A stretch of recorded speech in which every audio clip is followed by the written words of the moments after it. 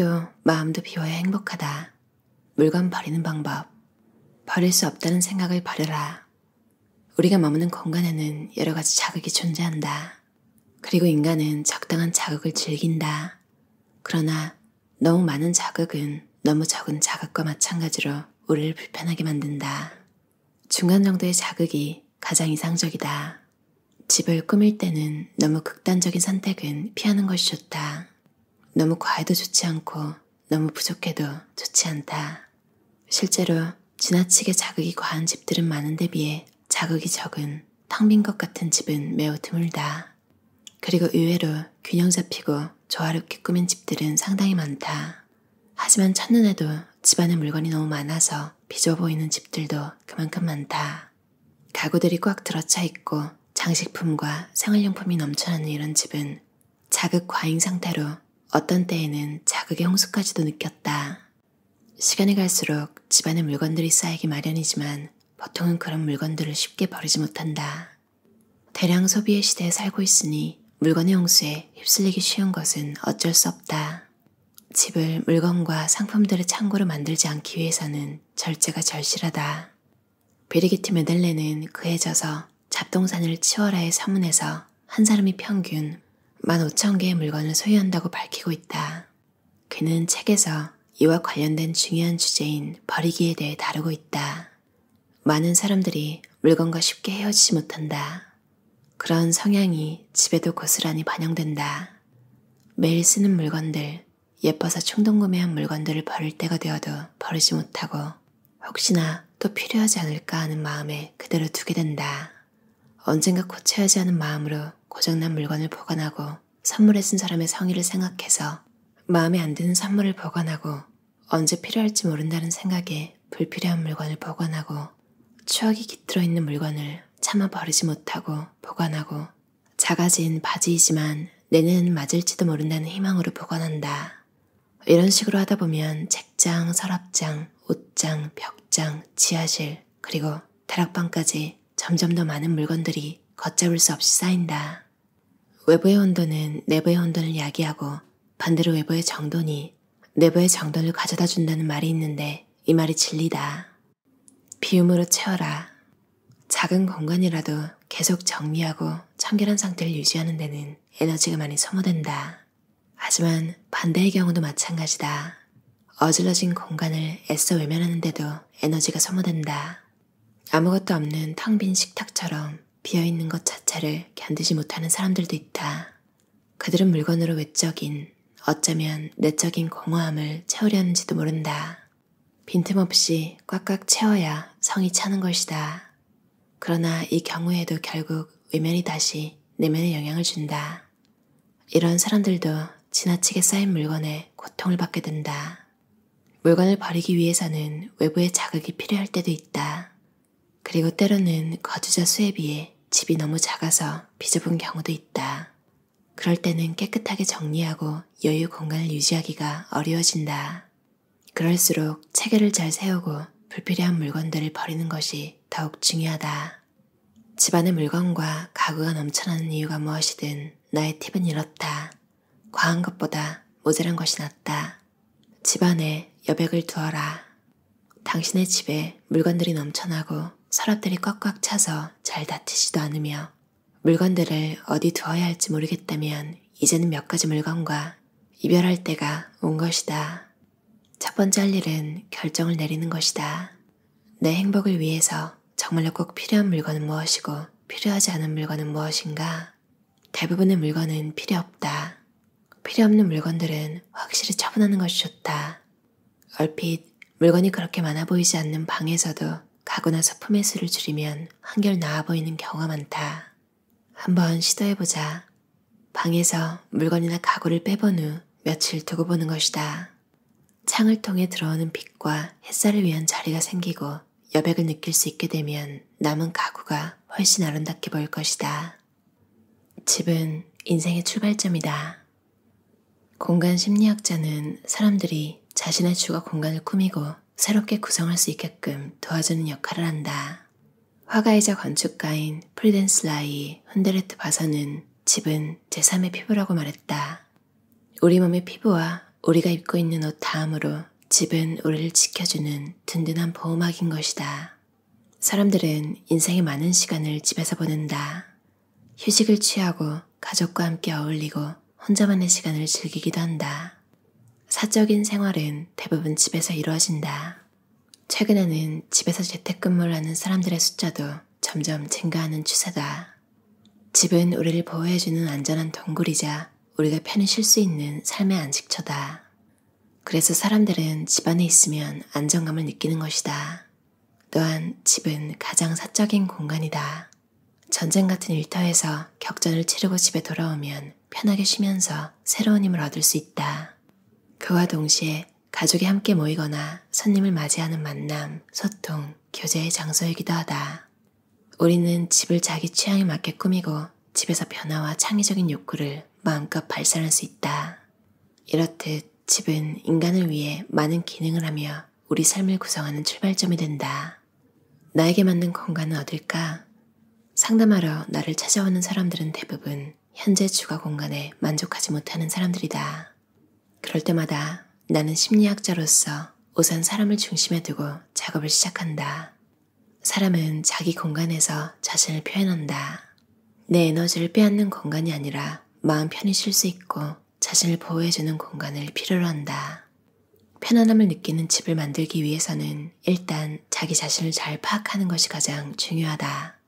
당신의 주거 기간은 어떠한가?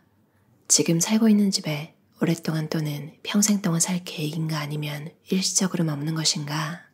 지금 집에 오래 살았는가 아니면 이제 막 이사를 왔는가? 우리가 살고 있는 집에 대한 애착은 그 집에서 산 시간과도 관련이 깊다.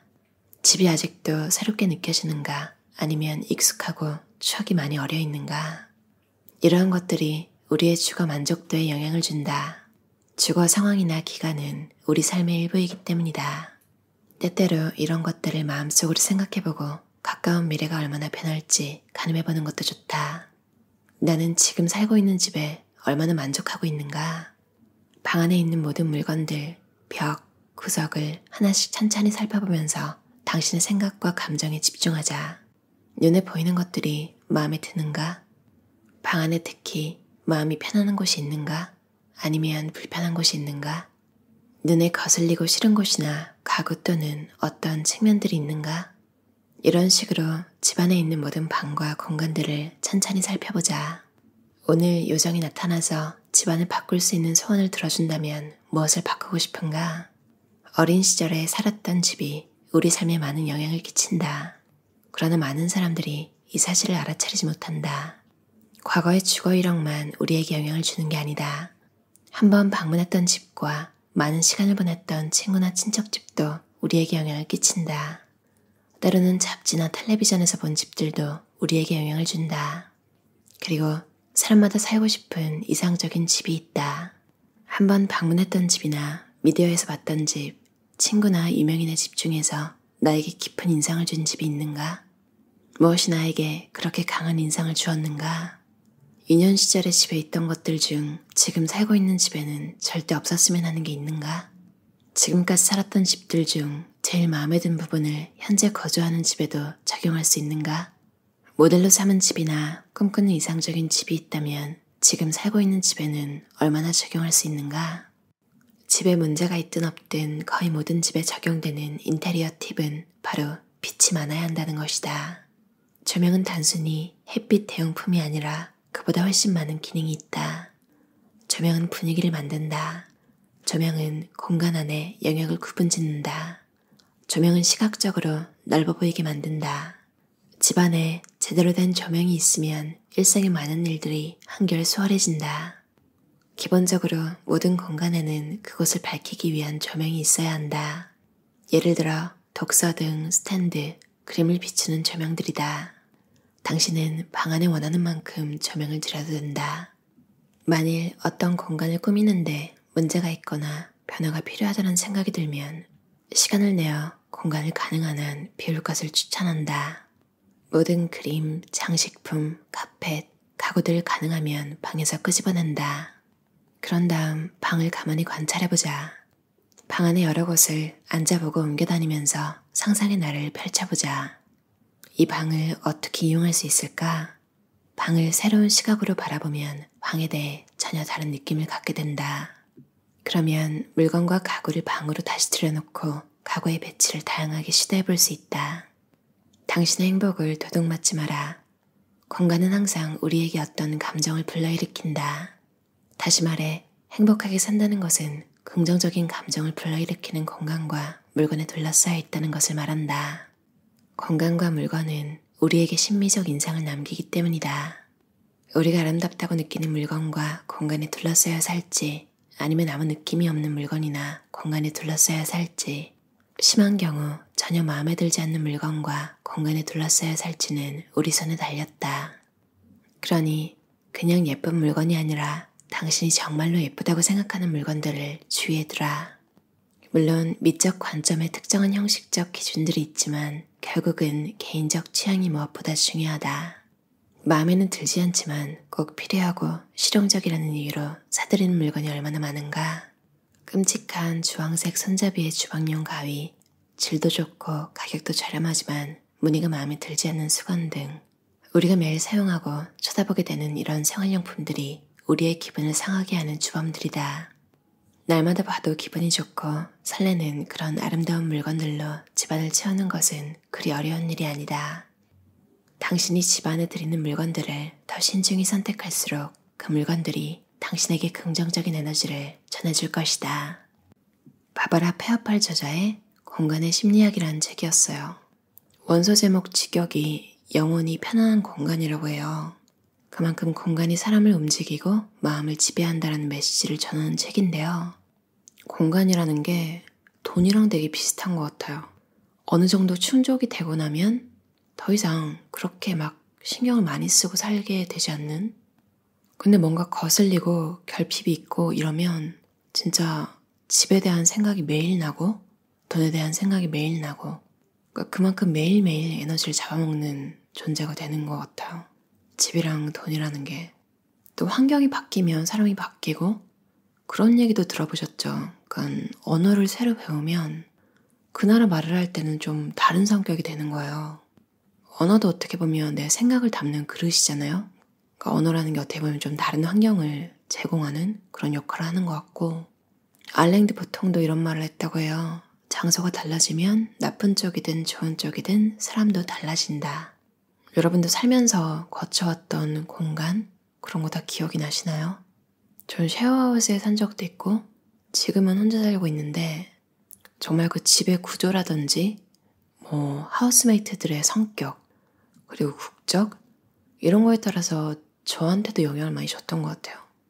이탈리안 하우스메이트가 있을 때는 그 친구는 항상 모카포트로 커피를 내리더라고요, 아침마다.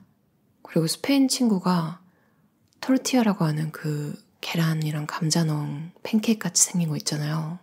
저도 그걸 되게 좋아하는데 뭘 넣은 게 없는데도 되게 맛있게 만들더라고요. 우리나라 사람들이 김치찌개 아무렇게나 끓여도 좀 맛있게 만드는 것처럼 이 책에서 한 번 방문한 집에서도 영향을 받는다고 하는 이야기가 있었잖아요. 이 얘기가 저도 되게 공감이 가요. 저도 그래서 하우스 인스펙션? 그러니까 막 집을 보러 다니는 그런 시기에 한 번 방문했는데 그때 가졌던 느낌이나 좋았던 나빴던 만약 쉐어하우스였다면 그때 하우스 인스펙션을 시켜줬던 그 친구들이랑 살았으면 어땠을까? 막 그런 잡생각도 나고 그리고 우연히 방문했던 친구의 집에서 뭔가 좋은 느낌을 받았을 때 그 이유가 뭘까? 왜 따뜻한 느낌이 나지? 촛불 때문인가? 저 그래서 뭘 막 많이 사진 않아도 이케아에 가는 걸 되게 좋아했던 것 같아요. 요즘은 안 가는데 일단 가면 커피도 싸고 그렇잖아요. 막 엄청 맛있진 않지만 음식도 먹을 수 있고 그런 영감을 받기 위해서 전시회 같은 것도 가는 것 같아요. 작품 자체로 멋있는 것도 있지만 미술관 자체가 좀 그냥 있으면 되게 풍요로워지는 느낌? 왜 이렇게 세련된 느낌이 들지? 조명 때문인가? 이런 생각도 하게 되고 저는 이사를 많이 다녀서 많은 공간을 보기도 했지만 꼭 이사를 다녀야만 여러 가지 공간을 경험할 수 있는 건 아니잖아요. 여행 갈 때 숙소에서 느끼는 감정이라던가 친구 집에 방문했을 때 보는 것들 혹은 카페나 레스토랑에서 좋았던 느낌을 이거 괜찮은데 하면서 집으로 가져올 수도 있고, 여러분이 집에서 만족을 하신다면 너무 좋겠지만 혹시 뭔가 불편함을 느낀다면 책에서 말했듯이 그걸 보면서 불편함을 느끼는 에너지 소모가 매일 있는 거잖아요. 차라리 한 번쯤 시간을 내서 그냥 정리를 싹 해버리는 게 나을지도 모르겠어요. 장소가 달라지면 나쁜 쪽이든 좋은 쪽이든 사람도 달라진다고 하니까 이왕이면 좋은 쪽으로 여러분도 달라지셨으면 좋겠어요. 들어주셔서 감사합니다.